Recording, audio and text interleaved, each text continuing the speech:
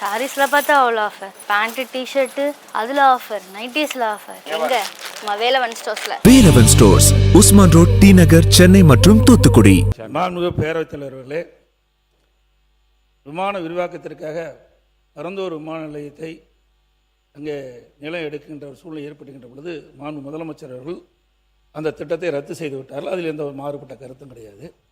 ஆனால் அதற்கு 5740 ஏக்கர் நிலம் தேவைப்படுவதாக கருதி சுமார் 90% நிலம் கையகப்படுத்தப்பட்டதாகவும் 90% நிலத்திற்கு நிலத்தினுடைய உரிமையாளருக்கு இழப்பீட்டு தொகை கொடுத்துட்டாங்க. இப்போ அந்த எடுக்கப்பட்ட நிலத்தை என்ன செய்ய போகிறீங்க? இல்லை விவசாயிட்டே கொடுத்துறீங்களா? இழப்பீட்டு தொகை கொடுத்தாச்சு, அதை மறுபடியும் திரும்பி பெற முடியாது நில உரிமையாளர்கிட்ட. அதற்கு அரசுடைய விளக்கம் தேவை. மாண்புமிகு சட்டத்துறை அமைச்சர். மாண்புமிகு பேரவைத் தலைவர், இந்த திட்டத்திற்கு மொத்தமாக 5846 ஏக்கர் தேவைப்பட்டது. அதில் பார்த்தீங்கன்னா பட்டா நிலங்கள் 3774 ஏக்கர் பட்டா நிலங்கள். அதில் அக்ரிகல்ச்சர் லேண்ட், அதாவது விவசாய நிலங்கள் 3 போகங்கள் விளையக்கூடிய விவசாய நிலங்கள் 2681 ஏக்கர் விவசாய நிலங்கள் இருந்தது. ஸோ அரசு நிலங்களாக இதில் காட்டப்பட்ட நிலங்கள் 1972 ஏக்கர் அரசு நிலங்களாக காட்டப்பட்டது. இதில் கிட்டத்தட்ட 1558 ஏக்கர் வாட்டர் பாடிஸ், அதாவது நீர்நிலைகள். அதில் பெரும்பாலும் பெரிய நீர்நிலைகள், பெரிய ஓடைகள் எல்லாம் இந்த அரசு நிலமாக காட்டப்பட்ட 1972 ஏக்கர்ல 1558 ஏக்கர் நீர்நிலைகள் காட்டப்படும். இது வரைக்கும், அதாவது 90%, நேற்றே பேட்டியில் அண்ணன் தங்கம் தண்டஸ் அவர்கள் பலர் சொல்லியிருந்தாங்க, 90% நிலங்கள் கையகப்படுத்தணும். அப்படி கையகப்படுத்தப்படவில்லை. இது வரைக்கும் 1802 ஏக்கர் மட்டும்தான் கையகப்படுத்தப்பட்டுள்ளது. அதாவது 48% மட்டும்தான் கையகப்படுத்தப்பட்டுள்ளது. மீதி எல்லாம் கையகப்படுத்தவில்லை. அதுலேயும் பார்த்தீங்கன்னா ஏகனாபுரம், இந்த காரை, தண்டலம், சிறுவள்ளூர் போன்ற கிராமங்களில் 1 சென்ட் நிலம் கூட கையகப்படுத்தப்படவில்லை. அதெல்லாம் கையகப்படுத்தாமல் இருக்கு. இதுல இன்னொரு விஷயம் எல்லாரும் புரிஞ்சுக்கணும்னா, நேற்றே முதல்வருடைய அறிக்கையில ரொம்ப தெளிவாக சொல்லப்பட்டிருக்கு. எப்படின்னா, இது வரைக்கும் நம்மளுடைய கரண்ட் கெப்பாசிட்டி, அதாவது 30 மில்லியன் பேசஞ்சர்ஸை ஹேண்டில் பண்ற கெப்பாசிட்டி இப்ப இருக்கிற கரண்ட் ஏர்போர்ட்டுக்கு இருக்கு. அது இல்லாமல் டெர்மினல் 3 கம்ப்ளீட் ஆச்சுன்னா இன்னொரு 5 மில்லியன், அதாவது இது ரெண்டும் சேர்த்தால் 35 மில்லியன் கெப்பாசிட்டியை நம்ம அடைவோம். அது இல்லாமல் டெர்மினல் 5, அதாவது நார்த் வெஸ்ட்ல டெர்மினல் 5க்கு நம்ம கம்ப்ளீட் பண்ணி முடிச்சோம்னா, திட்டமிடப்பட்டு முடிச்சோம்னா, கூடுதலாக 20 மில்லியன் பேசஞ்சர்ஸை ஒரு வருஷத்திற்கு கையாளக்கூடிய கெப்பாசிட்டி, அதாவது வருஷத்திற்கு 55 மில்லியன் கெப்பாசிட்டி நம்ம கையாளக்கூடிய திறமை இப்ப இருக்கிற கரண்ட் ஏர்போர்ட்லேயே டெர்மினல் 3, டெர்மினல் 5 முடிச்சோன்னா இருக்கும். இது எப்படின்னா, இப்ப இருக்கிற பெங்களூர் ஏர்போர்ட் 4.5 மில்லியன் பேசஞ்சர்ஸ் ஒரு வருஷத்துக்கு ஹேண்டில் பண்றாங்க. அதை விட 10 மில்லியன் அதிகமாகவே ஹேண்டில் பண்ணக்கூடிய அளவுக்கு திட்டமிடல் முடித்த பிறகுதான் இது குறித்த அறிக்கையை முதல்வர் அவர்கள் தெரிவித்தார். அதாவது இப்ப இருக்க கரண்ட் ப்ராஜெக்ட்ல நிறைய தவறான தகவல் கொடுக்கப்பட்டிருக்கு. அதாவது என்விரான்மெண்டல் கிளியரன்ஸ் வாங்கிட்டோம்னு சொல்லியிருக்காங்க. கிடையாது, என்விரான்மெண்டல் கிளியரன்ஸ் வாங்கப்படவில்லை. அதாவது என்விரான்மெண்டல் இம்பாக்ட் அசஸ்மெண்ட் கூட இதுக்கு பண்ணல. இது அதுவே பண்ணாமல் என்விரான்மெண்டல் கிளியரன்ஸ்லாம் வாங்க முடியும். என்விரான்மெண்டல் கிளியரன்ஸ்லாம் இது வரைக்கும் வாங்கப்படவில்லை. மிகவும் அதில் நிறைய வாட்டர் பாடிஸ் இருக்கு. அதனால தான் இந்த திட்டம் 5 ஆண்டுகளாக, அதாவது அதிமுக காலத்தில் ஆரம்பிக்கப்பட்டாலும் 5 ஆண்டுகளாக எந்தவித நகரும் இல்லாமல் இருந்ததுக்கு முக்கிய காரணம் பெரும்பாலும் நீர்நிலைகள், விவசாய நிலங்கள், 3 போகம் விளையக்கூடிய நிலங்கள். இல்ல ஒரு அவரே இல்ல நான் என்ன சொல்றேன், நீங்க ஒரு ஆரோக்கியமா விவாதம் சொல்லுங்க. உட்காருங்க. நீங்க என்ன சொல்றேன், நீங்க உட்காருங்க. பரந்தூர் ஏர்போர்ட்டை எதற்காக கொண்டு வந்திருக்கிறோம்? பரந்தூர் அமைக்கக்கூடியதிலே நான் நேற்று செய்தியாளர் சந்திப்பிலே கூட விவரமாக சொல்லி இருக்கிறேன். சென்னையினுடைய புவியியல் அமைப்பில் வேறு எந்த இடத்துக்கும் கொண்டு போக முடியாது. நேரடியாக நாங்கள் உடனடியாக போய் பரந்தூரில் உடனடியாக போய் பார்க்கல. உங்களுடைய அதிகாரிகள் இருக்கிறார்கள், அவரிடத்துல கூட கேளுங்க. பரந்தூரை தேர்ந்தெடுப்பதற்கு முன்பு யார் அதுக்கு அப்ரூவல் கொடுக்கணும்? அப்ரூவல் கொடுக்கணும். எத்தனை சைட் நாங்கள் போய் பார்த்துருக்கோம்? சோழிங்கநல்லூரில் பார்த்துருக்கோம், படாலத்தில் பார்த்துருக்குறோம், பன்னூரில் பார்த்துருக்குறோம். ஒவ்வொரு இடங்களிலும் ஏற்கனவே பல இடங்களிலே அதை ஆய்வு செய்து அது ஏற்றுக்கொள்ளவில்லை. ஏர்போர்ட்ஸ் அத்தாரிட்டி ஆஃப் இந்தியா ஏற்றுக்கொள்ளவில்லை. காரணம் நேற்றே நான் விளக்கி இருக்கிறேன். சென்னையினுடைய கிழக்கு பகுதியிலே வங்கக்கடல் இருக்கிறது. அந்த பகுதியில் நீங்கள் போக முடியாது. நார்த்துக்கு போனீங்கன்னா ஒன்று மணலியிலேருந்து, எண்ணூர்லேருந்து எல்லா இண்டஸ்ட்ரியல் எஸ்டேட்ஸு, அந்த பக்கம் பழவேற்காடு ஏரி, சூழலியல் பிரச்சனைகள், அந்த பக்கத்தை நார்த்தில் போக முடியல. சவுத்துக்கு போகிறீங்க, சோழிங்கநல்லூர் போய் பார்க்குறீங்க, அது தாம்பரம் ஏர்பேஸோட நேராக வருது. அதோட ஏர் ஸ்பேஸுக்குள்ளே நம்ம வைக்க முடியல. ஏன்னா பிகாஸ் அது டிஃபென்ஸ் இதுக்குள்ளே இருக்குது. அடுத்து தள்ளி போனீங்கன்னா அந்த பக்கம் கல்பாக்கம் அனல்மில் நிலையம், இந்த பக்கம் போனீங்கன்னா வேடந்தாங்கல் பறவைகள் சரணாலயம். எந்த பகுதியிலும் அங்கே போக முடியல. அது ஏற்றுக்கொள்ளவில்லை. இந்த இடங்களை எல்லாம் ஏற்றுக்கொள்ளவில்லை, ரிஜெக்ட் செய்கிறார்கள். அடுத்து எங்கே வரோம்? வெஸ்ட்டுக்கு தான் வர முடியும். வெஸ்ட் சைடில் போகும்போது தான் நம்ம 2 இடங்களை பார்க்குறோம். பன்னூர் ஒன்று பார்க்குறோம், பரந்தூர் ஒன்று பார்க்குறோம். பன்னூருக்கும் பரந்தூருக்கும் இடையில ரெண்டுக்கும் நடுவில் நம்ம கம்பேரிசன் ஸ்டடீஸ் வருது. என்னென்ன விஷயங்களை பார்க்க முடியும்? ஒன்று டெக்னிக்கல் ஃபீசிபிலிட்டி பார்க்கலாம். ஒரு இடத்த பார்க்கும்போது டெக்னிக்கல் ஃபீசிபிலிட்டி, அந்த இடங்களில் பெரிய பெரிய EHVT லைன் இருக்கா, வேற ஏதாவது பெரிய இண்டஸ்ட்ரீஸ் இருக்கா, அதை ரீலோகேட் பண்ணக்கூடிய விஷயமும். இன்னொன்று மிக முக்கியமாக, ஒரு இடத்தை வருகிற போது எந்த இடமாக இருந்தாலும், எந்த தொழிற்சாலை, இப்போ சிப்காட்டாக இருக்கலாம் அல்லது ஏர்போர்ட்டாக இருக்கலாம், எந்த இடமா இருந்தாலும் அடிப்படையில் நமக்கு நிலம் வேணும் இல்லையா? அந்த நிலத்தில் போகும்போது யாராவது ஒருவரை டிஸ்லோகேட் போக வேண்டும், அங்கே இருந்து மக்களை மாற்ற வேண்டும் என்றால் யார் எந்த இடத்தில் மிக குறைந்த அளவிலே மக்கள் அதனால் பாதிக்கப்படுவார் என்பதை கணக்கெடுக்கணும். அப்படி எடுக்கிற போது தான் பரந்தூரை நாம் அந்த இடத்தை தேர்வு செய்ய வேண்டிய நிலை வந்து. இன்னொன்று காஸ்ட் ஆஃப் லேண்ட், இதெல்லாமே பல காரணங்கள். இவ்வளவும் பண்ணி தான் பரந்தூர் எடுக்கப்பட்டதை தவிர மாண்புமிகு பொதுப்பணித்துறை அமைச்சர் சொன்னதை போல அதில் எந்த விதமான ஒரு உள்நோக்கங்களும் நிச்சயமாக இல்லை என்பதை நான் திட்டவட்டமாக தெரியவில்லை. இல்லை இல்லை, அவர் ஒன்று சொன்னார், மாண்புமிகு பொதுப்பணித்துறை அமைச்சர் அவர்கள் சொன்னார்கள். அதில் அதுக்கான முழுக்க முழுக்க டெக்னிக்கல் ஃபீசிபிலிட்டி. ஏன்னா அரசாங்கங்கள் ஈடுபடுது, நாங்கள் மட்டும் கிடையாது. ஒன்றிய அரசு இத்தனை இடங்களையும் பார்த்ததுக்கு பிறகு ஒன்றிய அரசு இறுதியாக அவர்கள் அப்ரூவல் கொடுத்தது, நம்முடைய சிவில் ஏவியேஷன் மினிஸ்ட்ரி ஃபைனலாக அப்ரூவல் கொடுத்தது பரந்தூரில் கொடுத்தாரு. எனவே தான் பரந்தூரை நாம் எடுத்துக்கொண்டிருக்கிறோம். இப்போ நீங்கள் சொல்கிறீங்க நாங்கள் இன்னொரு இடத்த பார்க்க போகிறோம். போய் பார்க்க போகிற இடத்துல இதே சூழ்நிலைகள் வரும், இதே இடத்துல வரும். விவசாய நிலங்கள், இப்போ நீங்கள் எப்படி இருந்தால் நிலங்களுக்கு போவீங்க, அங்கே போகும்போது இதே இவாலுவேஷன் நீங்கள் பண்ண வேண்டியிருக்கும். நீங்கள் பண்ணுங்க, நாங்கள் அதை பற்றி பார்க்கல. இந்த ப்ராஜெக்ட் இத்தனை வருஷத்துக்கு அப்புறம், இவ்வளவு நம்ம டிராவல் பண்ணி வந்ததுக்கப்புறம் இன்னைக்கு நீங்கள் விட்டுட்டீங்கன்னா இனி இது எப்போ வரப்போகுது? சரி, சென்னை இருக்கக்கூடிய எக்ஸிஸ்டிங் விமான நிலையத்தை நீங்கள் நாங்கள் பண்ணுறோம்னு சொல்கிறீங்க. எத்தனை பேர் அங்கே, நீங்கள் எப்படி செகண்ட் ரன்வே அங்கே எப்படி வரும்? இதே ஜியாகிரபிக்கலாக டெமோகிராஃபிக்காக சென்னையில் இருக்கக்கூடிய எக்ஸிஸ்டிங் ஏர்போர்ட்டில் எவ்வளோ பெரிய பிரச்சனை வரும்? எத்தனை பேரை நீங்கள் மீனம்பாக்கத்துலேருந்து டிஸ்லோகேட் பண்ணுவீங்க? அதனுடைய டென்சிட்டி ஆஃப் பாப்புலேஷனை நீங்கள் யோசிச்சு பாருங்க. சுற்று வட்டாரத்தில் இல்லை நிறைய பிரச்சனைகள் இருக்கு. ஆகவே நாங்கள் சொல்வது, பரந்தூர் விமான நிலையத்தை நீங்கள் முடக்குவது. ஒரு முடிச்சிடறேன் மினிஸ்டர், முடிச்சிடறேன். இல்லை இல்லை, அதில் நாங்கள் சொன்னதுபடி நீங்கள் ஏற்கனவே இந்த முடிச்சிடறேன், ஐம் ஜஸ்ட் கன்க்ளூடிங். ஆக ஏற்கனவே அங்கே இருக்கக்கூடியவர்கள் ஏறத்தாழ 2500 மேற்கொள்ள பட்டா நிலங்களை வைத்திருப்பவர்களுக்கு காம்பன்சேஷன் கொடுத்து அக்விசிஷன்லாம் முடிந்து ப்ராக்ரஸ்லாம் வந்ததுக்கப்புறம் இந்த திட்டத்தை கைவிடுவது என்பது தமிழ்நாட்டினுடைய ஒட்டுமொத்த பொருளாதார வளர்ச்சிக்கும் அது நிச்சயமாக எதிரானதாக இருக்கும். அந்த வளர்ச்சிக்கு உதவாது. நீங்கள் சொல்றபடி 1.5 ட்ரில்லியன் அமெரிக்கன் டாலர் எக்கானமி என்பதை ஒருபுறம் நீங்கள் சொல்லிக்கொண்டே இன்னொரு புறம் அதற்கு எதிராக செய்கிறது என்பதுதான் எங்களுடைய நிலைப்பாடு. அதைத்தான் நாங்கள் விளக்கிறோம். மாண்புமிகு சட்டத்துறை அமைச்சர், மாண்புமிகு பேரவைத் தலைவர்கள் மீண்டும் அந்த தவறான தகவல் தான் பதிவு செய்து வராங்க. அவருக்கு சொல்லிட்டான். இல்ல முடிச்சிட்டு போயிடுறேன். இல்ல இவர் முடிச்சிடறேன். அவருக்கு சொல்லிட்டேன், பதில் சொன்ன பிறகு உங்களுக்கு அனுமதி தரேன். சரி பேசு. மாண்புமிகு பேரவைத் தலைவர்களே, நான் கேட்ட வினாவுக்கு மாண்புமிகு எரிசக்தித்துறை அமைச்சர் முழுமையான விளக்கம் கொடுக்கல.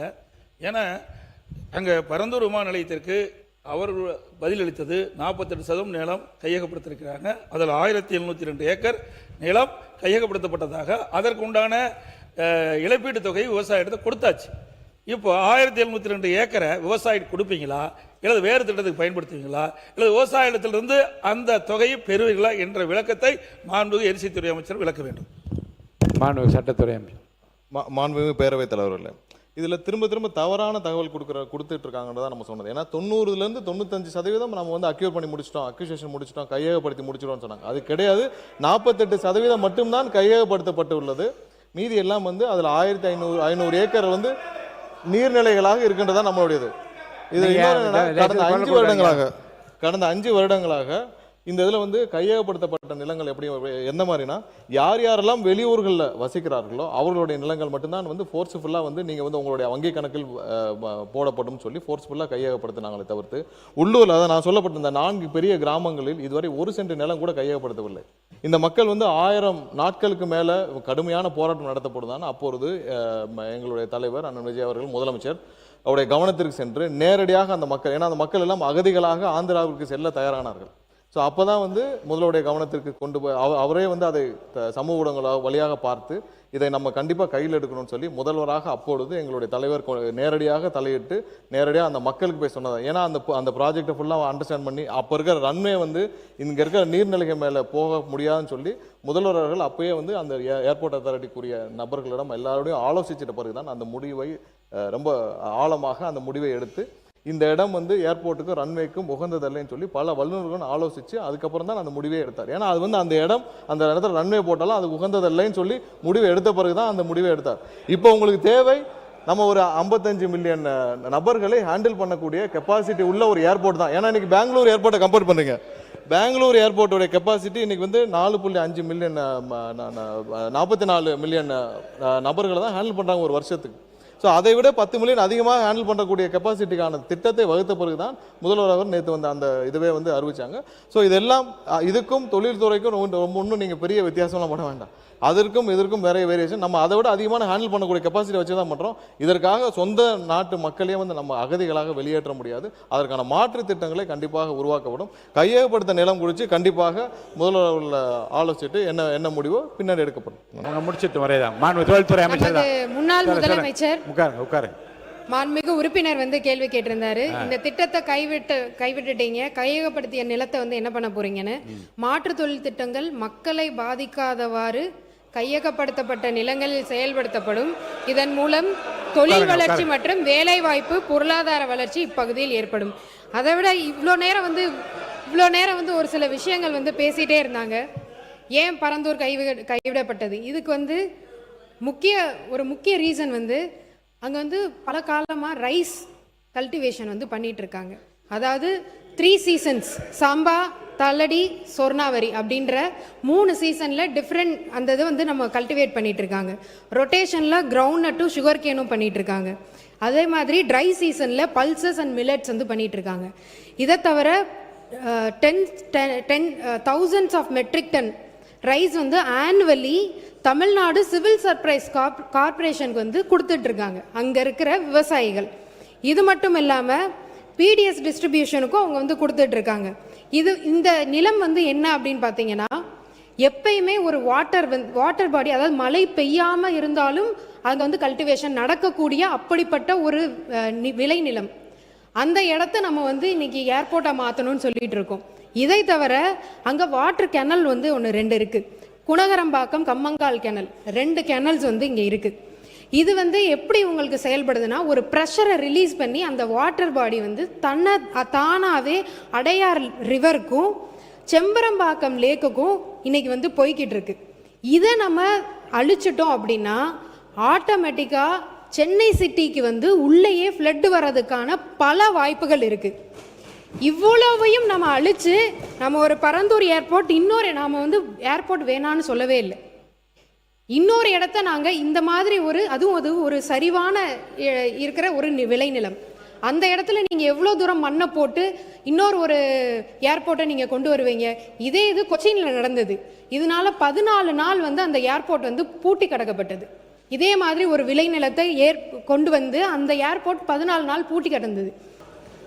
இதனால விவசாயிகளோட வாழ்வாதாரம் பாதிக்கப்படும், 1500 நீர்நிலைகள் பாதிக்கப்படும், 1000 குடும்பங்கள் இடம்பெயரணும். இதையெல்லாம் கன்சிடர் பண்ணாமல் ஒரு ஏர்போர்ட்டை நம்ம எப்படி அங்கே கொண்டு வர முடியும்? இதை தவிர இன்னொரு வந்து கேட்டிருந்தாரு. நான் ஒரு கேள்வி கேட்குறேன். சென்னை ஏர்போர்ட் மீனம்பாக்கம் ஏன் நீங்கள் 5 வருடம் கிடப்பில் போட்டு வச்சுருந்தீங்க? மேலேருந்து சென்ட்ரல் கவர்மெண்ட் உங்களுக்கு அன்னைக்கே அப்ரூவல் கொடுத்துருந்தாங்க. நீங்கள் ஏன் 5 வருஷம் அதை சும்மாவே வச்சுருந்தீங்க? உங்களுக்கே தெரியும் பரந்தூர் ஏர்போர்ட் வந்ததுன்னா இன்னும் 5 வருஷம் ஆகும்னு. ஆனால் அதை எக்ஸ்பேன்ஷன் அன்னைக்கே பண்ணியிருந்திருக்கலாம். அதுக்கான சென்ட்ரல் கவர்மெண்ட் அதுக்கான அப்ரூவலும் கொடுத்தாங்க. என்ன நோக்கத்துக்காக நீங்கள் இதை வந்து ஸ்டாப் பண்ணி வச்சுருந்தீங்க? உங்களோட மனசாட்சியை நீங்களே கேட்டுக்கோங்க. நீங்கள் பேசுங்க, தொடர்ந்து பேசி முடிங்க. நீங்க பேசுங்க, உட்காருங்க. அவங்க பேசி முடிக்கல. இது மட்டும் இல்லாம இன்னைக்கு வந்து சொல்றாங்க இதனால வந்து தொழிலே வந்து பாதிக்கப்படும் தமிழ்நாட்டில். அப்போ 49% எலக்ட்ரானிக் எக்ஸ்போர்ட் வந்து இன்னைக்கு பரந்தூர் ஏர்போர்ட்டை நம்பி தான் இன்னைக்கு போய்கிட்டு இருக்கா. 41% எலக்ட்ரானிக்ஸ் எக்ஸ்போர்ட் இன்னைக்கு போர்ட் மூலமாகவும் ஏர் கார்கோ மூலமாகவும் சென்னை ஏர்போர்ட் மூலமாக தான் அனுப்பிச்சிட்டு இருக்கோம். நாம் வந்து இன்றைக்குமே எதையுமே நம்ம சொல்லவே இல்லை. எங்களுக்கு ஏர்போர்ட் வேணும், 2வது ஏர்போர்ட் வேணும். எக்ஸ்பேன்ஷனுமே உள்ளே இருக்கிற காரிடோர்லே தான் வரப்போகுது அந்த எக்ஸ்பேன்ஷன். ஏதோ அவர் சொல்கிறாரு எதையோ இடிச்சிட்டு நம்ம வந்து ரன்வே பண்ண போகிறோன்னு. அப்படியெல்லாம் கிடையவே கிடையாது. அதுக்காக ஏர்போர்ட் அத்தாரிட்டி இந்தியா வந்து ஏற்கனவே வந்து T5 முனையத்தின் பயணிகள் முனையம் வந்து உத்தேசிக்கப்பட்டிருக்கு. அதே மாதிரி T5 முனையத்தின் புறவழி சாலை தாம்பரம் மதுரவாயில் சாலை அமைக்க மாநில அரசின் அனுமதியும் ஒத்துழைப்பும் கோரி உள்ளது. நெக்ஸ்ட் 10 வருஷத்துக்கு இது வந்து நம்மளுக்கு கண்டிப்பாக ஒரு இது இருக்கும். அதே மாதிரி அடுத்து செகண்ட் ஏர்போர்ட் மக்கள் பாதிக்கப்படாமல், விவசாய நிலங்கள் பாதிக்கப்படாமல், அதே மாதிரி சிப்காட்டும் அதே மாதிரி இருக்கிற மக்கள் பாதிக்கப்படாமல், விளைநிலங்கள் பாதிக்கப்படாமல் அப்படி இருக்கிற நிலங்கள் மட்டும்தான் கையகப்படுத்தப்படும். மாண்புமிகு உறுப்பினர், மாண்புமிகு பேரவைத் தலைவர் அவர்களே, மாண்புமிகு உறுப்பினர் அவர்கள் வந்து சொல்லியிருந்தாரு உயர்மட்ட குழு ஒரு கமிட்டி வந்து போட்டிருந்தோம் அப்படின்னு. ஏன் அப்போ இன்னைக்கு வர அந்த டேட்டாவை ரிலீஸே பண்ணல? ஆர்டிஐயில் யார் போட்டாலும் அது ரிஜெக்ட் தான் ஆகுது. ஏன் அதை இன்னைக்கு அவங்க ஓப்பனாக எந்த இடத்துலையும் சொல்லவே இல்லை? இது ஒரு இதை மட்டும் இல்லாமல் நீங்கள் இன்னைக்கு யூடியூப்பில் போய் சர்ச் பண்ணி பார்த்தீங்கன்னா பரந்தூர் ரியல் எஸ்டேட்டுன்னு அவங்க அந்த அளவுக்கு ப்ரமோட் பண்ணி அந்த இடத்தெல்லாம் வாங்கியிருக்காங்க. மாண்பு உறுப்பினர் மதார் பதுருதீன் அவர்கள்.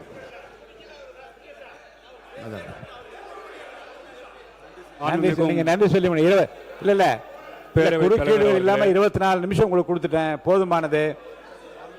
நான் நன்றி சொல்லி முடிங்க. மாண்பு உறுப்பினர் டி ராமச்சந்திரன் இருங்க, அவர் இருங்க ஒரு நிமிஷம் மாண்பு உறுப்பினர் ஆசிரியர் ஒரு நிமிஷம் இருங்க. மாண்பு உறுப்பினர் என்ன மாண்பு உறுப்பினர் ராமச்சந்திரன். தலைவர்களே, பரந்தூரில் விமான நிலையம் வேண்டாம் என்பதால் எங்களுடைய நிலைப்பாடு. தொடர்ந்து எங்களுடைய விவசாய சங்கம் 3 போகம் நெல் விளைகின்ற அந்த பகுதியில் விமான நிலையம் தேவையில்லை என்று பல்வேறு போராட்டங்கள் நடத்திருக்கோம். நம்முடைய மாண்பு முதலமைச்சர் வந்து நேற்றைக்கு அறிவித்த அந்த அறிவிப்பை இந்திய கம்யூனிஸ்ட் கட்சியின் சார்பாக வரவேற்கிறேன். அதே நேரத்தில் தொழில் வளர்ச்சி தேவை, அதற்காக அரசுடைய தரிசு நிலங்கள் ஏராளமாக இருக்கிறது. அந்த பகுதியில் விமான நிலையம் அமைக்க வேண்டும் என்பதால் எங்களுடைய நிலைப்பாடு. முதலமைச்சருடைய அறிவிப்புக்கு இந்திய கம்யூனிஸ்ட் கட்சியின் சார்பாக நெஞ்சார்ந்த நன்றிகளை தெரிவித்துக் கொள்கிறேன். அவர்கள் மானிய கோரிக்கை மீது உள்ள விவாதங்கள் திசை திரும்பி போகுது. மாண்புமிகு சபாநாயகர் அவர்களே, அதாவது இந்த சப்ஜெக்ட் என்பது நேற்றைக்கு முதல்வர் அறிவித்தாங்க. நம்ம எல்லோரும் சந்தோஷப்பட்டு போகிறோம். இன்றைக்கி மானிய கோரிக்கை மீது விவாதம் நடந்துகிட்ருக்கு. இந்த சப்ஜெக்ட் வந்தவரை குறைந்தபட்சம் கவனஈர்ப்பு தீர்மானம் கொண்டு வந்துக்கலாம். இந்த சப்ஜெக்ட் மேலே பேச அனுமதி. இதை பற்றி உங்கள் கருத்தை சொல்லுங்கள். நீங்கள் பரந்தூர் விமான தீர்மானத்தை பற்றி உங்களுடைய கருத்தை சொல்லுங்கள். நேற்றைக்கு மாண்புமிகு முதலமைச்சர் அறிவிச்சிருக்காங்க.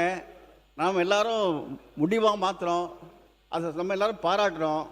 அவர் ஒரு மாற்று இடத்தை என்பது விவசாயிகளையும் மக்களையும் என்பது பாதிக்கப்படக்கூடிய இடத்துல என்பது விமான நிலையம் தேவையில்லை என்பதுதான் மார்க்சிஸ்ட் கம்யூனிஸ்ட் கட்சியுடைய கருத்து. வேறொரு இடம் சூஸ் பண்ணோம்னு சொல்லியிருக்காங்க. இடம் சூஸ் பண்ணிட்டோம், அது விவசாயிகளையும் பாதிக்காத ஒரு இடத்தை பார்த்து அவங்க தேர்வு செய்யட்டும். அப்போது நம்ம இந்த டைமை பேசிக்கலாம். ஏன் டைமை என்பது வீணாக்குறோம்? இதுதான் என்னுடைய கருத்து. மாண்பு கணேஷ்குமார் பேசிட்டோம், அப்புறம் நீங்கள் பேசணும். உட்காருங்க. மாண்புமிகு பேரவைத் தலைவர் அவர்களே, பரந்தூர் விமான நிலையம் கைவிடப்பட்டது அரசனுடைய கொள்கை முடிவு. அதை நாங்கள் விவாதத்திற்குள்ளாக்குவது என்பது எங்களுடைய விருப்பம் அல்ல. ஆனால் தமிழ்நாட்டிற்கு கூடுதல் விமான நிலையம் அவசியம். அவ்வளோதான், கூடுதல் விமான நிலையம் அவசியம். அதே நேரத்தில் மாண்புமிகு அமைச்சர் அவர்கள் சொல்லும்பொழுது அதனால் கையகப்படுத்தப்பட்ட நிலத்தை வேற பயன்பாட்டிற்கு பயன்படுத்தலான்னாரு. அது சட்டத்தில் அதுக்கு இடம் இல்லை. எந்ததுக்காக கையகப்படுத்தியிருக்கிறோமோ அதற்காக தான் அந்த நிலத்தை பயன்படுத்த வேண்டும். இல்லை என்று சொன்னால் அதை விவசாயிகளுக்கு திரும்பி கொடுக்கணும். அது அரசு அது குறித்து என்ன கொள்கை முடிவு எடுத்திருக்கிறது என்பதை தெரிவிக்க வேண்டும். இன்னொரு விமான நிலையம் இல்லாமல் 1.3 ட்ரில்லியன் எக்கானமியை நம்ம எட்டுவது சாத்தியமில்லை என்பதை பாட்டாளி மக்கள் கட்சியின் கருத்தாக தெரிவித்து அமர்கிறேன். மாண்பு தொழில்துறை அமைச்சர்.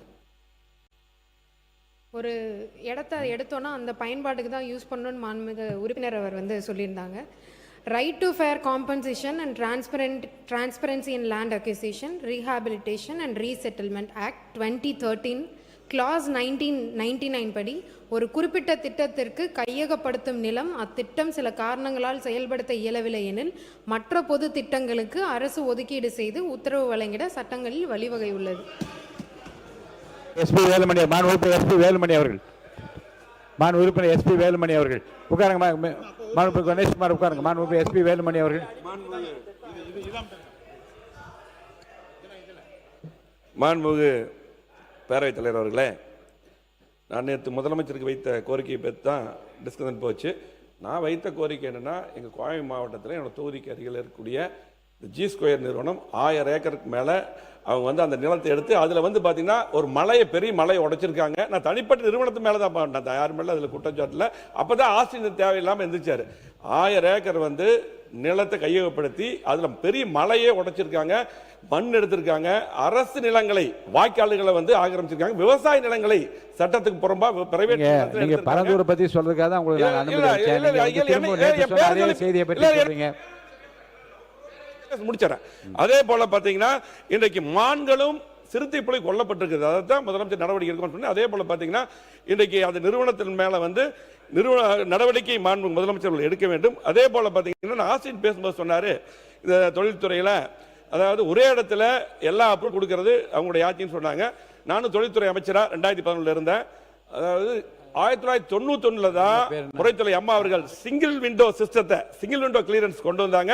அதில் பார்த்தீங்கன்னா இன்றைக்கு எல்லா டிபார்ட்மெண்ட் பார்த்தீங்கன்னா வருவாய்த்துறை, மின்சாரத்துறை, அதே போல் பார்த்தீங்கன்னா ட்வாடு நகராட்சித்துறை, அது சுற்றுச்சூழல் துறை, எல்லா துறையும் ஒருங்கிணைந்து உடனடியாக அப்ரூவல் கொடுத்தங்காட்டி தான் ஹுண்டாய் போன்ற பெரிய பெரிய நிறுவனங்கள்லாம் வர்றதுக்கு துறைத்துறை அம்மா அவர்கள் தான் காரணம் என்பதை தெரிவித்துக் கொள்கிறேன்.